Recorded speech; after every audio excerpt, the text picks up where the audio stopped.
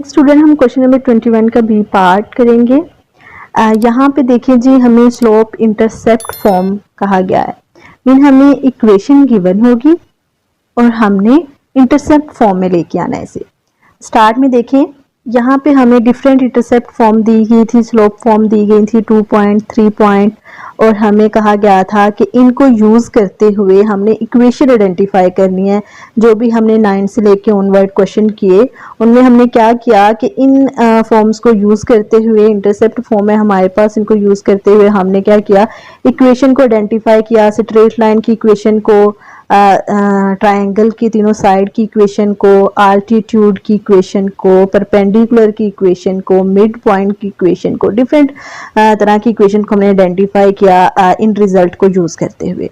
तो अब स्टूडेंट्स आप लोगों ने क्या करना है कि अब हमें जो नेक्स्ट क्वेश्चन एक्सरसाइज 4.3 के मिल रहे हैं उसमें कहा गया है कि आप लोगों को इक्वेशन दी गई है, ठीक है, जैसे कि 4x plus 3y plus c, यानी यहाँ पे 2 3 लगा लें इक्वल टू 0। ये हमारे पास एक इक्वेशन गिवन होगी और हमने इन फॉर्म्स में लेके आना। अगर हमें कहा गया है कि 2 पॉइंट फॉर्म में लेके जाओ तो हम इस तरह की फॉर्म बनानी होगी, और अगर हमें कहा गया है पॉइंट स्लो फॉर्म में लेके जाओ तो हम इस तरह की बनानी होगी। तो इस तरह के क्वेश्चन हैं, तो देखते हैं क्वेश्चन।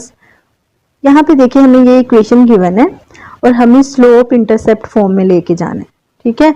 तो उसके लिए हमें क्या करना होगा, हमें सिंपली यहाँ से 7y की वैल्यू लेनी है। मीन टू से हमने कहा 7y जो है वो लेफ्ट साइड पे रहा, ठीक है, और जो हमारे पास 4x है -4x हो गया राइट साइड पे जाके, और जो -2 है वो +2 हो गया। इक्वेशन कुछ इस तरह की बन गई। अब स्टूडेंट्स देखें कि हमने एक तो x के पास जो है वो स्लोप बनानी है, दूसरा हमें जो है यहाँ पे y की वैल्यू चाहिए। यू नो कि हमारे पास जो फॉर्म है स्लोप इंटरसेप्ट फॉर्म वो है y equal to mx plus c। तो हमें इस तरह की फॉर्म बनानी है। उसके लिए जी हमने इक्वेशन को इस तरह राइट डाउन किया। देन हमने कहा कि 7 जो मल्टीप्लाई हो रहा है ये इधर जाके डिवाइड हो जाएगा। डिवाइड होने के बाद आप लोगों को पता है कि अगर यहाँ पे 7 डिवाइड हो रहा है तो ये 7 4x पे भी डिवाइड हो रहा है, 2 के साथ भी डिवाइड हो रहा है, तो उसके लिए हम इसी तरह राइट डाउन करेंगे। अब यहाँ पे देखेंगे, हम कहें जो x के साथ वैल्यू है वो हमारे पास m है, स्लोप है, और ये जो हमारे पास 2/7 है ये हमारे पास c है, इंटरसेक्ट पॉइंट है। तो देन हम क्या कर सकते हैं, गिवन इक्वेशन से स्लोप इंटरसेप्ट फॉर्म में इसे लिख सकते हैं। तो यहाँ पे हमने कहा is the intercept form of equation of line. Line की जो इक्वेशन की इंटरसेप्ट फॉर्म है वो हमने यहाँ पे राइट डाउन कर दिया। अब और नेक्स्ट हमने कहा with m is equal to, slope हमारे पास -4/7 है और जो हमारे पास इंटरसेप्ट पॉइंट है वो 2/7 है। तो इस तरह हम गिवन इक्वेशन से जो है स्लोप और इंटरसेप्ट पॉइंट जो है वो फाइंड आउट कर सकते हैं। नेक्स्ट देखिए जी, 2 इंटरसेप्ट फॉर्म में अब हमने लेके जाना है गिवन इक्वेशन को। हमें यही इक्वेशन गिवन है, अब हम चाहते हैं इसे हम 2 इंटरसेप्ट फॉर्म में ले जाएं। तो 2 इंटरसेप्ट फॉर्म हमारी थी x/a, जिसमें 2 इंटरसेप्ट पॉइंट होंगे, y minus carry on divide b equal to 1। ठीक है स्टूडेंट्स, तो इस फॉर्म में आप लोगों ने इक्वेशन को लिखना है। उसके लिए आप लोग क्या करेंगे, सिंपली हमने 2 को जो है राइट साइड पे ले आए, प्लस हो गया। उसके अलावा यहाँ पे हमने क्या किया, 2 से डिवाइड कर दिया इस पूरी इक्वेशन को। जब हमने डिवाइड किया तो यहाँ पे हमारे पास 4x/2 जो होगा वो कटिंग हो जाएगा ना, तो हमारे पास 2x हो जाएगा। 7/2y आ गया, इक्वल टू 2 से डिवाइड होगा तो 1 आ गया। ठीक है, तो हमारी ये इक्वेशन इस तरह की बनी।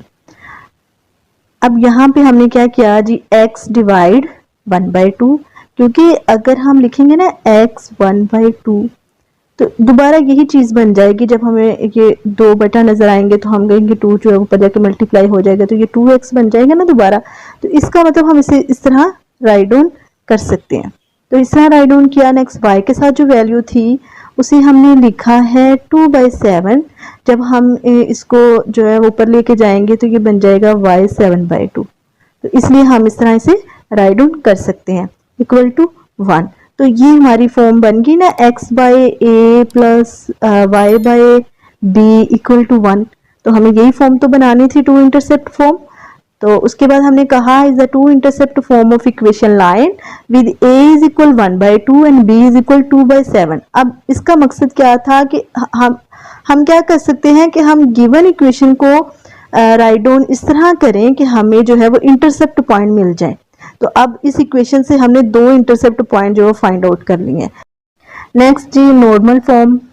अब हमारे पास एक इक्वेशन है same as it is, third part है कि इसे नॉर्मल फॉर्म में चेंज करो। यहाँ पे देखिए नॉर्मल फॉर्म में हमारे पास इक्वेशन इस तरह की थी, ठीक है, हमने इस फॉर्म में लेके जाना है अब इक्वेशन को। तो स्टूडेंट्स यहाँ पे देखिए हमें ये इक्वेशन गिवन है और हमने इसको इस तरह सोल्व करना है कि हमारे पास एंगल आ जाए। अगर तो सबसे पहले हमने इस इक्वेशन को इस तरह राइट डाउन किया है जी, 2 जो है कांस्टेंट राइट साइड पे जाके प्लस हो गया।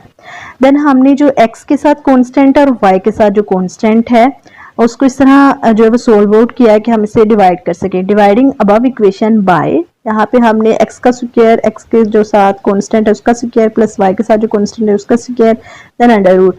तो हमने इसे सोल्व किया तो हमारे पास अंडर रूट 65 वैल्यू आ जाती है। इसको हमने इस इक्वेशन से डिवाइड कर दिया, ठीक है, होल इक्वेशन को क्या कर दिया जी, डिवाइड कर दिया।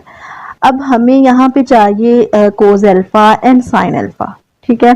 अगर हम इस इक्वेशन को कंपेयर करें नॉर्मल फॉर्म वाली इक्वेशन से, यहाँ पे देखिए स्टूडेंट्स, अगर हम इसे इस इक्वेशन के साथ कंपेयर करें तो हमें यहाँ से पता चलेगा कि हमारे पास जो कोस अल्फा है वो हमें इसके इक्वल मिलेगा। यहाँ से हमें पता चल जाएगा कि कोस अल्फा हमारा जो है वो इसके इक्वल है और जो साइन अल्फा है वो इस वैल्यू के इक्वल है और जो हमारा पी है वो इस वैल्यू के इक्वल है जब आप लोग इसके साथ कंपेयर करते हो, ठीक है। तो हम कहते हैं suppose cos alpha equal to 4 by under root 65 and sine alpha equal to 7 by under root 65, ठीक है। तो यहाँ से हम कहते हैं कि alpha lie in first coordinate, क्योंकि हमें पता है इंक्लिनेशन ऑफ लाइन हम कहते हैं फर्स्ट कोऑर्डिनेट में बनता है, हम एंटी क्लॉकवाइज रोटेट करता है और ऑपोजिट साइड से जो है वो एंगल बनता है जब हम इंक्लिनेशन ऑफ लाइन लेते हैं। आप लोगों ने प्रीवियस पढ़ा, हमने फर्स्ट लेक्चर में डिस्कस भी किया था, ठीक है। तो इसलिए हम कहते हैं कि alpha lie in first coordinate and alpha equal to cos inverse. यहाँ पे हमारे पास वैल्यू आ जाएगी 4 बाय अंडर रूट 65 और बाय कैलकुलेटर आपको ये वैल्यू मिल जाएगी, ठीक है स्टूडेंट्स। तो ये आपके पास अल्फा की वैल्यू आ गई। इस अल्फा की वैल्यू को आप लोगों ने यहाँ पे जी पुट कर देना है इस इक्वेशन में, अल्फा की जगह पुट कर देना है और पी आपके पास ये वैल्यू होगी और पी की वैल्यू लगा देनी है। तो इस तरह आप गिवन इक्वेशन से किस इक्वेशन में जा सकते हैं, नॉर्मल फॉर्म वाली इक्वेशन में जा सकते हैं। नेक्स्ट आप लोग राइट डाउन कर सकते हैं length of perpendicular from 0 0 to line P equal to 2 by under root 65। No student, question number 22 start करते हैं। क्वेश्चन नंबर 22 में आपके पास 2 इक्वेशंस गिवन है और आप लोगों को ये कहा गया है कि आप लोगों ने ये बताना है कि ये दोनों इक्वेशंस आपस में पैरेलल है, परपेंडिकुलर हैं, जो भी हैं उसके लिए हमने ये प्रोसेस करना है। तो यहाँ पे आप लोग देख रहे हैं जी पार्ट नंबर ए है हमारे पास। पार्ट नंबर ए में उन्होंने हमें एक इक्वेशन दी हुई है जिसे हमने L1 कहा और सेकेंड इक्वेशन को हमने L2 कह दिया, ठीक है। अब आप लोगों को ये पता होना चाहिए कि इक्वेशन की स्लोप किस तरह फाइंड आउट करते हैं। जब भी किसी इक्वेशन की स्लोप फाइंड आउट करनी है तो उसके लिए आप लोगों ने फार्मूला लगाना है equal to minus a by b. जी स्टूडेंट्स, तो ए हमारे पास है coefficient of x and b हमारे पास है कोफिशिएंट ऑफ वाई। तो यहाँ पे हम पहले स्लोप फाइंड आउट करते हैं। Slope of L1 equal to M1 equal to a by b, यानी कोफिशिएंट ऑफ ए 2 है हमारे पास और कोफिशिएंट ऑफ वाई हमारे पास 1 है, ठीक है। तो यहाँ पे हमारे पास स्लोप आ गई -2। जब हमने L2 की स्लोप फाइंड आउट की तो L2 is equal to M2 is equal to, यहाँ पे यही फार्मूला आप लोगों ने यूज किया जी -a बाय b। तो यहाँ पे हमारे पास a की वैल्यू 4 है और b की वैल्यू 2 है। तो यहाँ पे जी स्टूडेंट्स हमारे पास स्लोप आ गई -2। आप लोग यहाँ पे नोट करें कि हमारे पास जो L1 की स्लोप है वो -2 है और L2 की स्लोप भी -2 है। तो यहाँ पे देखिए since M1 is equal to M2 therefore L1 and L2 are parallel. अब अगर दोनों की स्लोप जो है वो इक्वल है, मतलब L1 की स्लोप इक्वल है L2 के, तो हम कह सकते हैं कि ये दोनों इक्वेशन जो L1 और L2 हैं ये क्या है, पैरेलल हैं। जी स्टूडेंट्स, नेक्स्ट हम पार्ट नंबर बी देखते हैं। पार्ट नंबर बी में हमें 2 इक्वेशंस गिवन है L1 एंड L2। अब इन इक्वेशंस में हमने ये देखना है कि ये दोनों इक्वेशंस पैरेलल हैं या परपेंडिकुलर हैं। तो उसके लिए हम क्या करेंगे, सबसे पहले इक्वेशन की स्लोप फाइंड आउट करेंगे। तो हमारे पास इक्वेशन नंबर 1 है L1, उसमें देखें जी सबसे पहले हम जो इक्वेशन बनाएंगे 2x + 5 एंड जो लेफ्ट साइड पे है वो राइट साइड पे आके -3y हो जाएगा। आप लोगों ने इस तरह इक्वेशन को अरेंज कर लेना है।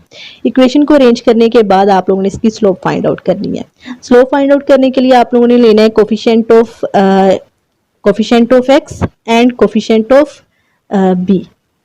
तो ये फार्मूले का नेगेटिव साइन है, माइनस माइनस प्लस हो जाएगा, 2/3 आ जाएगा और जो L2 की स्लोप है वो हमारे पास आ जाएगी -3/2।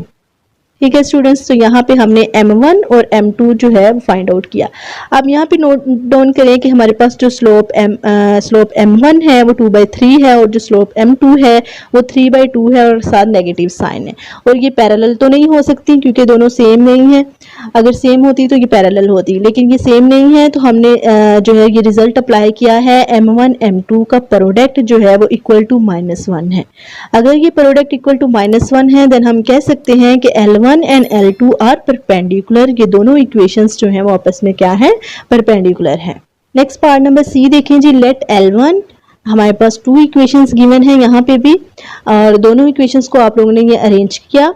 अरेंज करने के बाद आप लोगों ने इनकी स्लोप फाइंड आउट कर ली। स्लोप फाइंड आउट करने के लिए आप लोगों ने फार्मूला लगाया है a/b m1।